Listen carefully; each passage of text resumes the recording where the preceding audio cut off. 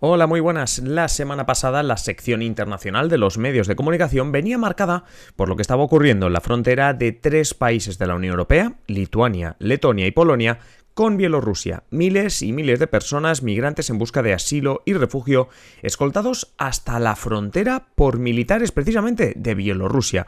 Parece que Alexander Lukashenko, presidente de Bielorrusia, se ha dado cuenta de un gran punto débil de la Unión Europea.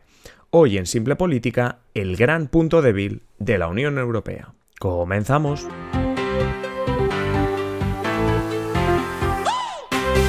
Os habla Adrián Caballero y esto es Simple Política, el podcast que trata de simplificar y traducir todos esos conceptos, estrategias y temas que están presentes cada día en los medios y que nos gustaría entender mejor. Y para entender mejor lo que ha estado pasando estos días en la frontera de Bielorrusia con varios países de la Unión Europea, vamos a recapitular un poco. A inicios de la semana pasada, el mismo lunes, llegaba la noticia de que aproximadamente 4.000 personas, la gran mayoría procedentes de Siria, Irak y Afganistán, habían llegado a la frontera que hay entre Bielorrusia y Polonia. Poco a poco vimos más y más personas que trataban de acceder a Polonia, país de la Unión Europea, presumiblemente luego se acabaría confirmando para buscar refugio y asilo. Con el paso de las horas, pero especialmente de los días, vimos como escenas muy similares se repetían en las fronteras que el propio país de Bielorrusia también comparte con Letonia y Lituania.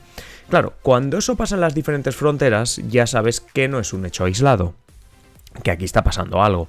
Los medios empezaron a grabar cómo el propio ejército bielorruso era el que estaba escoltando a estos refugiados hacia la frontera para que llegaran a, pues básicamente hasta el punto ya máximo que podían ya estar tocando Polonia, Letonia y Lituania. Pronto la Unión Europea, en esa misma semana, admitía públicamente que tenían claro que Lukashenko, el presidente de Bielorrusia, estaba detrás de todo esto. Para que nos pongamos en situación, recordemos que Bielorrusia ha sufrido en los últimos meses fuertes sanciones por parte de la Unión Europea, especialmente desde las celebraciones de las últimas elecciones en Bielorrusia hace un año y medio más o menos, un poquito menos, donde Lukashenko se autoproclamó ganador y reprimió y encarceló a los líderes opositores. La cuestión es que la Unión Europea, los 27 como también se les llama, no reconocieron las últimas elecciones, no reconocieron esas elecciones presidenciales celebradas, como digo, en agosto de 2020. Y desde entonces las sanciones se han ido repitiendo hasta que este mismo verano de 2021 las sanciones económicas empezaban a ser bastante duras y a afectar a sectores estratégicos para Bielorrusia. Estos días, como decimos, lo que vemos es una estrategia orquestada al más alto nivel para atraer a esos migrantes que son básicamente demandantes de asilo, que quieren ser demandantes de asilo y de refugio en la Unión Europea, que desde, digamos, hace meses, si no años, tratan de llegar a la Unión Europea, especialmente desde Turquía, que están viendo que por ahí no pueden. Pues básicamente ahora los estamos viendo, lo que hemos visto estos días, es que están intentándolo desde Bielorrusia. ¿Por qué? ¿Por qué Bielorrusia está facilitando la llegada de refugiados a las puertas de la Unión Europea, provocando el caos y la movilización del ejército de miles de soldados en las fronteras de estos países de la Unión Europea? Bueno, pues la explicación más corta es que ha decidido Lukashenko, ha decidido Bielorrusia, explotar uno de los grandes puntos débiles de la Unión Europea.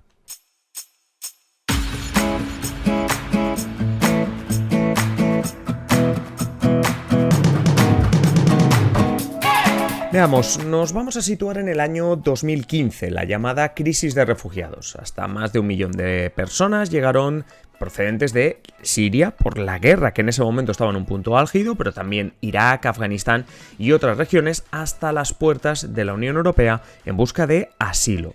Muchos de ellos consiguieron penetrar y entrar en países de la Unión Europea y otros se encontraron con las fuertes y estrictas medidas de seguridad en las fronteras. En un primer momento vimos como incluso líderes tan importantes como Angela Merkel optaron por una filosofía de bienvenida, de puertas abiertas a esos refugiados, ese famoso Refugees Welcome. Pero encuestas y elecciones, tanto regionales, locales e incluso en alguna ocasión estatales, lo que mostraron a los partidos políticos, a los líderes, fue que la inmigración, sumada al populismo, daba como resultado el auge de la extrema derecha y por tanto que su poder, que su gobierno, pues corriese peligro. Las fronteras se cerraron rápido y se buscaron métodos para que no se repitiesen las imágenes de cientos de miles de personas tratando de llegar a la Unión Europea, sea bien por tierra o sea en esos viajes tan peligrosos en el Mediterráneo tratando de llegar a las costas europeas. La idea era activar una estrategia que desincentivase a esas personas a intentar llegar a la Unión Europea. ¿La solución? Pues dinero. Parece que todo se puede arreglar con dinero, al menos la Unión Europea trató de solucionar esto con dinero. Miles de millones de euros para Turquía, Líbano y también para Marruecos, en conceptos muy variopintos, con nombres muy bonitos, pero la premisa estaba clara. La Unión Europea te invierte todo este dinero si tú cierras la puerta y consigues que esta gente o bien no pase a mi territorio, o bien ni siquiera lo intente porque ve que hemos cerrado las puertas. A cambio, estos países, especialmente Turquía y Marruecos, no solo reciben dinero, sino que también incorporan a su mano de juego una carta. Una muy buena carta que pueden usar en caso de necesitarlo, en el caso de que la Unión Europea les eche un pulso o surja cualquier tipo de conflicto. La Unión Europea tonta no es, no quiere provocar desafíos innecesarios para precisamente que no se use esa carta. Recordemos, si no, la crisis en Ceuta y Melilla de este último verano. Todo venía del traslado a España del líder del Frente Polisario. Marruecos reaccionó y, oh casualidad, la frontera parecía ahora más accesible. Recordemos, centenares de personas, incluidos muchos menores, tratando de llegar a nado a costas, pues básicamente soberanía española. La situación en Turquía, 3/4 de lo mismo. Tenemos un Erdogan que tampoco sufre demasiado por las sanciones europeas, ni especialmente por una beligerancia o acusaciones públicas o muchos comentarios sobre su régimen. ¿Por qué? Porque tiene esa carta que decimos. Lo sabe él, lo sabe Erdogan y lo sabe la Unión Europea. Esa carta en la que, al tener la llave de nunca mejor dicho, entre comillas, la llave metafórica del paso de los inmigrantes, de estas personas que buscan refugio. Claro, tú puedes abrir o cerrar la puerta según te convenga. Mientras la situación esté calma y tú sigas recibiendo ese dinero, puedes estar incentivado a cerrar la puerta.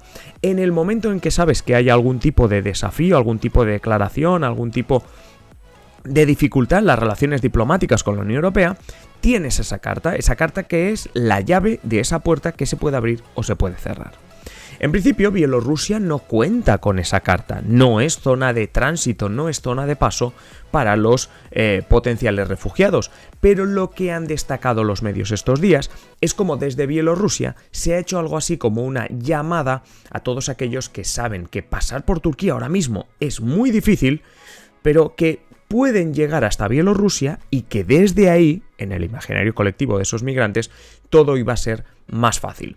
No en balde, solo desde Turquía salen más de una treintena de vuelos semanales desde, como digo, Turquía hasta Minsk, hasta la capital bielorrusa, 26 de Estambul, 4 desde Antalya y otros 7 desde otras ciudades turcas.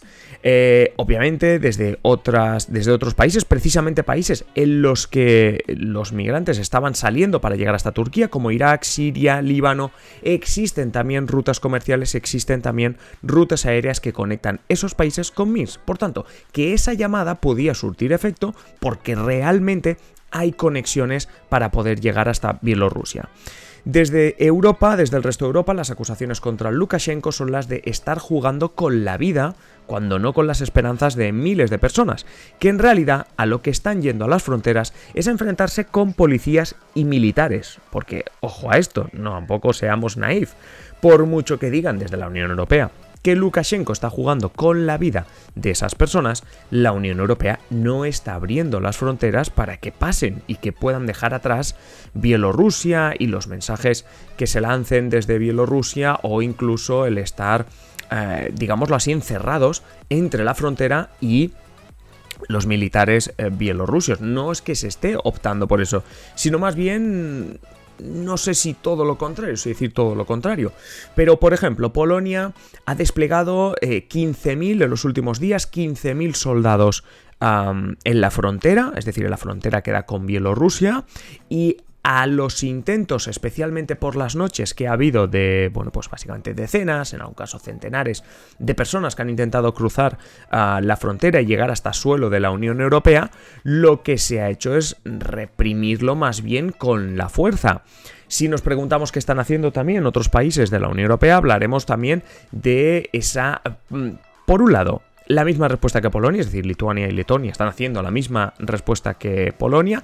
Otros países que no hacen fronteras con Bielorrusia, como podría ser perfectamente Alemania, lo que hizo fue precisamente ofrecer ayuda a Polonia para decir, oye, necesitas mis soldados, necesitas el Frontex, que es la entidad que gestiona las fronteras exteriores de la Unión Europea.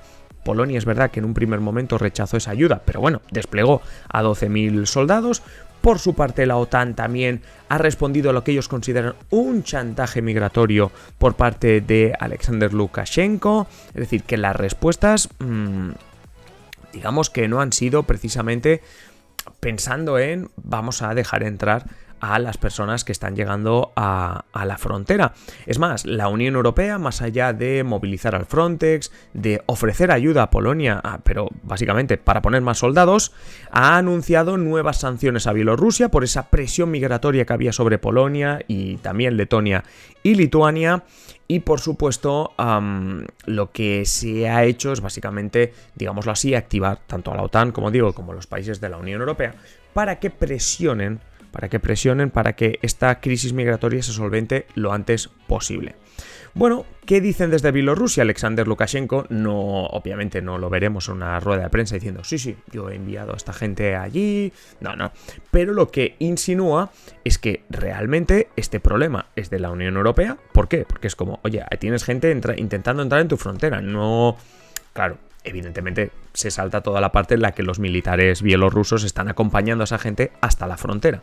Pero bueno, lo que insinúa es que, en todo caso, el uso de miles y miles de militares por parte de Polonia llegó a decir Alexander Lukashenko la semana pasada que es un claro signo de que Polonia está buscando una guerra con Bielorrusia. También os digo yo que a Bielorrusia no le acaba de interesar una guerra con Polonia porque estás metiéndote en una guerra con un país de la Unión Europea a la vez que con un país de la OTAN.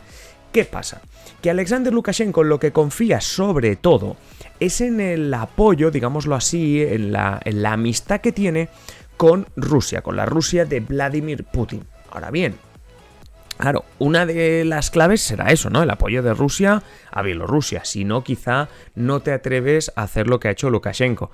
Pero, a ver, sí, a Vladimir Putin todo lo que sea inestabilidad en la Unión Europea le va bien. Especialmente desde que la tensión ha llegado al punto de recibir muchas más sanciones Rusia casi que las que está recibiendo en los últimos tiempos Bielorrusia. Todas sus acciones en el este, llámale Crimea, llámale como quieras, se ven favorecidas por cuanto más clima de inestabilidad haya en la Unión Europea. Dicho esto, a Rusia ahora mismo no le interesa un conflicto directo, una guerra, como estaba diciendo Alexander Lukashenko, y más si esta guerra provoca la intervención de la OTAN y el hecho de que tendrías al 90% de los países occidentales en tu contra.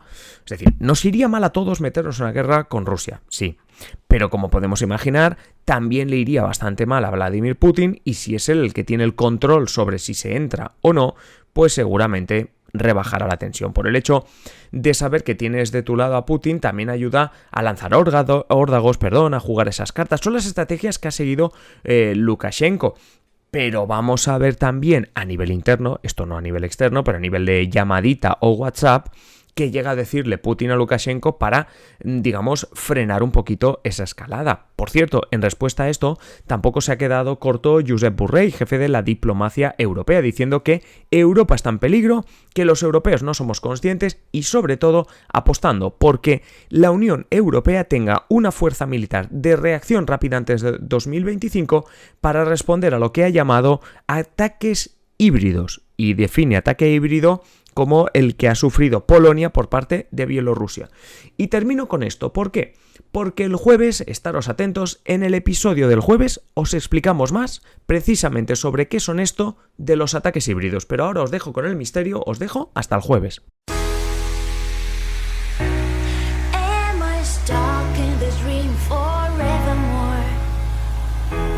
Y hasta aquí el episodio de hoy. Como siempre, agradeceros que estéis al otro lado y ya sabéis, invitaros a que compartáis este episodio en las redes sociales o allá donde queráis. Si queréis más Simple Política, pues varias opciones. La primera, esperar a nuestro próximo episodio, ya sabéis, de lunes a viernes un nuevo episodio.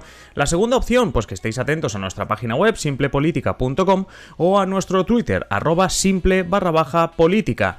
Y la última, la más interesante de las opciones, es que os hagáis miembros, os hagáis mecenas de Simple Política para tener contenido en exclusiva. ¿Cómo te haces mecenas de Simple Política? Pues tienes dos opciones. Si nos estás escuchando a través de ebooks, te vas al botoncito que pone apoyar, y si no, tienes el enlace en la descripción de patreon.com/simplepolítica. Es así de sencillo.